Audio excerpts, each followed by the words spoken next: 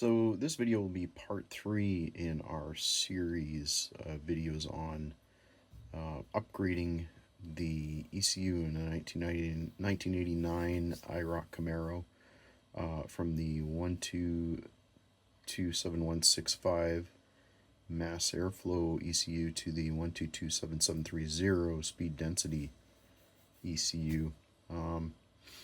In the previous videos, we covered things like the repinning of the ECU wiring harness inside the car, as well as the repinning of the engine side wiring harness in terms of things like adding the map sensor and removing the mass airflow sensor, and various other wiring changes that need to be done under the hood. We also covered a little bit on knock control and using the external knock control from the MAF based car and feeding that signal into the map computer, as well as and we also covered a little bit on memcals and modifying memcals. But this video is going to focus on the initial setup of your PROM, and then burning the EEPROM for your first startup. So to that end, we're going to use something that in this case, what I like to use is pretty much for all of these TPI setups that I do, I like to use something called Super SAUJP or SAUJP.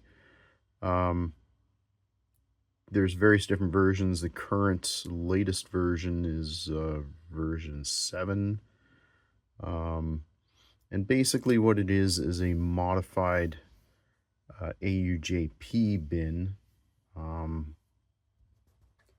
The AUJP bin was a modified stock 1990 F-car 5.7 liter automatic TPI bin, and some very enterprising individuals, I'd say, well, quite a few of them actually. It was a collaborative effort from some guys, which I believe mostly centered around the thirdgen.org forum, got together and consolidated a bunch of modifications on that AUJP bin to add a bunch of features. And it's a very rich feature set that they've added to it. Things like support for wideband O2, everything from that to things like launch control. The current version supports boosted applications. They've just taken a whole bunch of different hack modifications that people had done over the years and consolidated it all into this SAUJP bin, and that can be used as the basis of pretty much any 1227730 computer. It'll even support a V6 car, although I haven't tried that yet. But yeah, it's very versatile. There's a lot of features, much more than what was in there from stock. So that's what I like to use, and that can be found on the thirdgen.org site. The latest version is always up there somewhere if you do a search. And so yeah, without further ado, I will go over the basic setup of that using Tuner Pro, and then we will burn a ROM, and that will be the basis of this video. Okay, so starting from scratch, the first thing you're going to want to do using Tuner Pro is open your bin, wherever your location for that is, In my case, it's this SAUJP. This is the 7.43. It just happens to be, it says turbo, but that just means it's turbo capable. Doesn't mean you have to run a turbo on it. The next thing that you're going to want to set up is your XDF file. So the XDF file comes with the SAUJP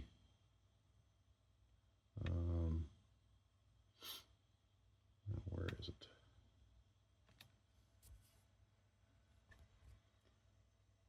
Okay, so the XDF file, T version 7R2, 711, we will go with this one.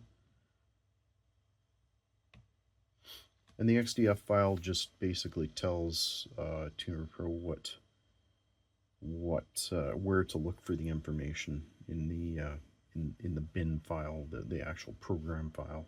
So it's like it's a definition file, and you need to load that, and it has to be specific to the mask that you're using. Okay, I've just switched to a different version of Tuner Pro. This is the latest one. That was an older version, and I think there was an issue with that bin in the older version because clearly the fan temps were all set to 7 degrees Fahrenheit, and that's obviously not true. So there was some kind of an issue there where it was not reading the bin correctly, so we will, yeah, there we go. So we've switched to this other one, switched to version 5 of Tuner Pro RT now. And as you can see, you go into the fan 1 on temp, fan 1 off temp can be set, your fan 2 on and off temps, delays, there are so many different parameters that can be set here, it's ridiculous. Stuff like this that you might want to turn on highway mode. Highway mode will allow you to lean out your mixtures at steady state cruising on the highway. I've got a little video on how that works as well.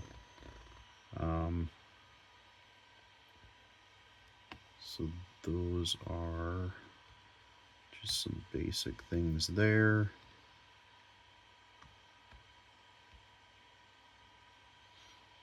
You've got things like closed loop parameters here, knock enable,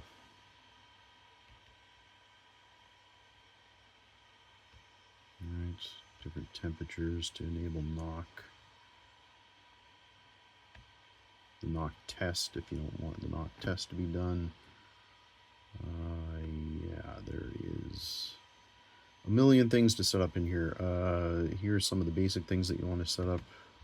Make sure your cylinder volume is correct. So if you're not putting this on a 350, if you're putting it on a 305, then you would want to set this, and that is the cubic centimeters per cylinder.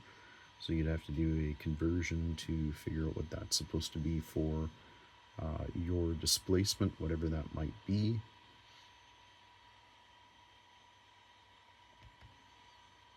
This would be your fuel cutoff RPM.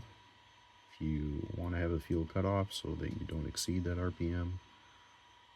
Then there's your resume speed, or your resume RPM.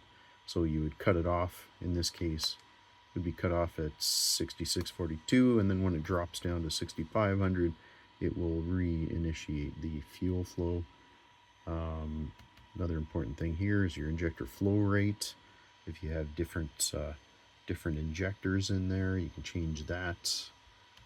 Here's your number of cylinders.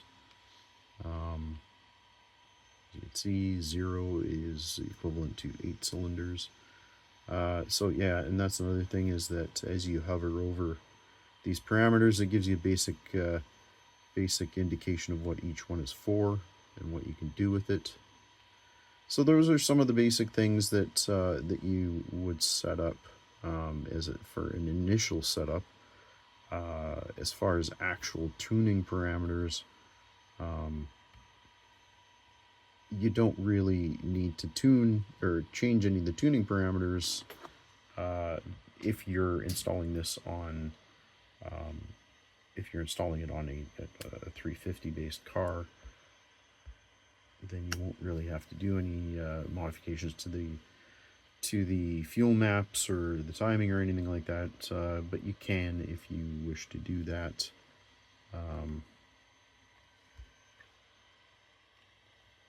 To give you an idea of where some of that stuff is, that would be in the tables. And in here you have your spark maps. Here's all your acceleration enrichment stuff.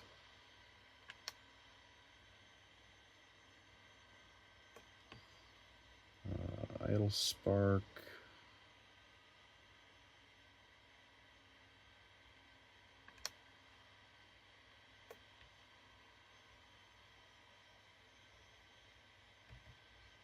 There's your spark table. That's the lower 400 to 4800. Here's your upper spark table. You can set up your startup enrichment. You can modify that. Here's your volumetric efficiency tables. This is how you basically tune. This is essentially what you would be modifying to dial the car in and get your tune set up. Is your spark tables and these VE tables. There's in this case there's 3 of them now with this SAUJP, because they've extended it up to 6400 RPM and given it a little more resolution than the stock ones had. So that is basically how that works. Once you've made whatever change you're going to make, let's say you wanted to change that, you just type in a different value, then you can commit the change. Once you've done that, you can save the bin in there, and once you've saved the bin, then what we do is we burn it to a prom. Now I use this old beast, which is the Pocket Programmer 2, and I'll give this a shot.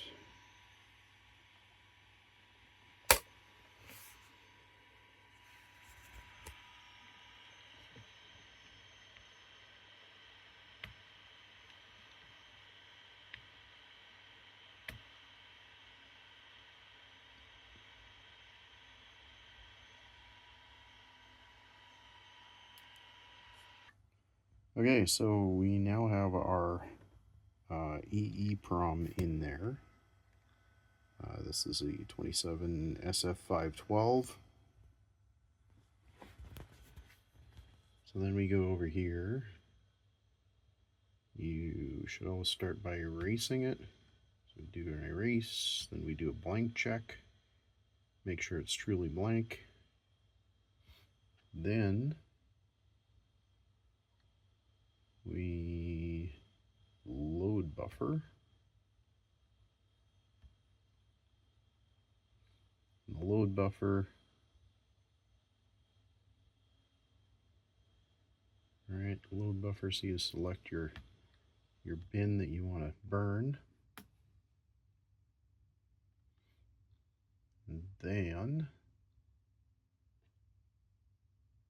you program your device.